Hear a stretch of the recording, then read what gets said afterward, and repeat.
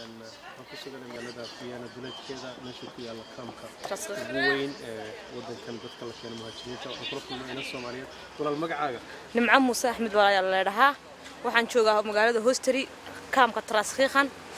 marka dhibaatada aan meeshan ugu haysta ayaan kaaga warramaynaa dadana Soomaali nahnay waxaan bishii 12keedii xageed ka timid waxaan ka yimid magaalada Soomaaliland xageed soo martay markaa waxaan soo maray Liibiya Itaaliya Hosteri Hosteri badda soo maray waxaan ku jiray habeen iyo maalin maxaad uga soo tagtay wadankayga dee dhibaato naga soo tagnay kulli iska garanaysa Soomaaliya dhib baa ka jira waa dhibaato imisa safarkaagu qaatay imisa bilood imisa maalmood shaadu 5 bilood 6 bilood ilaa 6 bilood safarkayga bal xageed ka soo baxday marka la eego Afrika Soomaaliya waxaan ka soo baxay Ethiopia Addis Ababa to Sudan to Libya to Italia maxaad kala kulantay safarkaagii Saharaha iyo Liibiya iyo Sudan safarkayga waxaan kala kulmay adigu khayr bay kala kulmay insha Allah markaan badda soo galan bay igu maxsuuso badnayd habeenii maalin aan ku jirnay ee doontina ugu dalashantay doontina aan ugu dalashtay habeenii maalin ku jirnay laakiin wallahi ilaahay uu nagu badbaadiyay alxamdulillah rabbil caalamiin kadib maxaa dhacay markii doonta dalashay marka dalashtay waxaan badbaadiyay marka Mareykana imisa qof waxaan ahayn adigu 380 qof oo waxaan ahayn laba doomood baan ahayn marka cid wax ma noqotay cid wax ma noqon laba dumar aan ugu dhalay waxba cid ma noqon alxamdulillah waxaan badbaadiyay markabkaas Talyaaniguna keenay Talyaanigii baa kaamul lagu xareeyay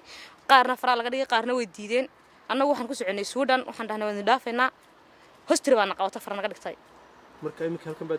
halkan baa degan Hosteri imika ayaa 5 bilood ba jooga xaaladaada ka waran xaaladaydu wallahi walaal ma fiicna kuma fiicna Hosteri ma wanaagsanaba waayo Hosteri waxaan nagala soo kulmay dhaawac aad culus waxaan nagala soo kulmay muxuu haayay dee waxa ay iyadoo naqaabileen iyadoo wax xalaalo caadi ah noo qabaneen hadda siraad ka baxna faraaka ayaa meesha ku soo qabanayaan xaaladeedu wallahi Hosteri ma wanaagsanaba maxaa la idin qaabili laayeen waxa ugu wacan qaabilaada dee meesha kaamka waxa haysta systemkeeda ma garanayna anagu laakiin qoxontigii bay diideen ba qoxontiga ma qaabilayaan way celiyaan ba qoxontiga badankooda laakiin dadka Syria iyo Afghan kiimada wadankan si weyn u soo galay si weyn baa loo qaabilaa si fiican baa loo siiyaa sharciyada marka Afrikaankii waxa la loo qabanay ma jirto Nigeria dan Soomaalina dan Eritreanay meeshan ku dulmanay waayo maxaa ugu wacan meesha waxa ugu wacan maamulka sare meesha jooga waa Afghanistan iyo Syria waxa meesha ka maamulaha safarkaaga hadan ku noqdo kharash intee lag baa kugu baxay waxay ugu baxay ilaa Soomaaliya ilaa wadanka waxay ugu baxay 4800 oo Liibiya 4800 oo Liibiya iyo 1500 oo halkan lagu keenay wadankan adu waxay ugu baxay 8500 ugu yaraan 8500 dollar ha marka hadii aad ogaan lahayd safarkaaga halistiisa ma soo gali lahayd ma soo galaan mana soo baxeen lacagteeda waan iska haysan lahaa mana soo baxeen mana soo doonteen haddaan saamooday lacagteeda waan iska haysan lahaa wadankayga wax kaga qabsan lahaa hadaan moodayay ruunaysata yaad uga soo tagtay Soomaaliya waxaan ku soo hooyaday iyo ciyaalkayga iyo aabaha iyo dadka awlaadeedii laba ciyaal aan dhalay inaan baan dhalay imisa jir way labaduba inankuna waa 3 sano inantuna waa 2 sano waa sanadii 9 bilood Amir iyo Amira la kala yiraahdo goorma kugu dambeysay waxay ugu dambeysay bisheedii sanadkiis 2014 bishii tobnaad marka misla xiriirdan imika waan isla xiriirnaa waan isla hadalnaa maxay ku yiraahdeen de wallahi walaal markaan dhaawacmay loo sheegay inankaygu wuxuu waxaad sameysay hooyo waan ogayn inaad dhaawacantay inaan ku ogayn ilaahay ha ku fududeeyo dhaawac baa igu dhacay halkan ka soo dhacay meeshan aan joogo maxaa kugu dhacay maxaad uga soo dhacday walaal de meeshan cadaalad ma taalo Soomaali hadaan nahnay meesha cadaalad ma taalo moobila iyo wax iyadu u daxal Syria ma isleenay kadib Syria waxaan isleenay waxay noo soo qaadeen booliska dibadda ay noo saareen anaga Soomaaliya oo badan imika inaan ku warrami doono meesha jooga iyo anaga kulligeegi dibadda ugu dhaan seexda dadkii naga qaatay moobilada iyo alaabta naga qaatayna dadkoodii baa markii uu turjumo u hadlay afkiiba garanayay annagu sida dhibtaasaan haysata kadib aniguna ku soo noqday kaamkii markii dibadda la saaray dhibta darteed baan kaamka inta ku soo noqday iska soo tuuray dabaqa aan siri dabaqad ka soo tuuray dabaqa saddexaad iska tuuray oo maxaad iska soo tuuray dhibaatada iga haysta meesha iyo daryeel la'aanta iyo qaabil la'aanta iyo booliskan rag kala warramayaan wadanka baa anaga aan ku qaabilsanay intaan Afrikaanna marka dabaqa iska soo tuuraysay maxaad maanka ku haysay maanka waxaan ku hayay bad inaan iskaba dhintaba oo inaad istishaad doonaysay noloshaygu igu adkaatay dabta maxaa dhacay